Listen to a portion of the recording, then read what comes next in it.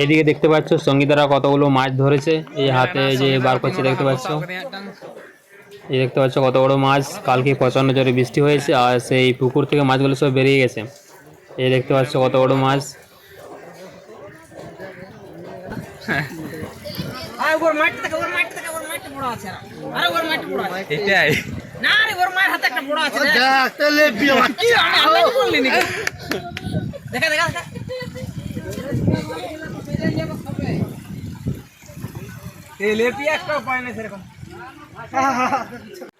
আর এদিকে দেখতে পাচ্ছ আমাদের গ্রামের সকলে চলে এসেছে মাছ ধরতে ছাতা মাথায় নিয়ে। এখনও বৃষ্টি হচ্ছে, কালকে রাত্রিতে প্রচণ্ড জোরে বৃষ্টি হয়েছে, আজকে সকাল থেকেও বৃষ্টি হচ্ছে। এই যে দেখতে পাচ্ছ চারিদিকে জলে ভর্তি হয়ে গেছে, এই জমিগুলো জলে সব ভর্তি হয়ে গেছে দেখতে পাচ্ছ। আর মাছ ধরার জন্য সবাই চলে এসেছে মাঠ দিকে।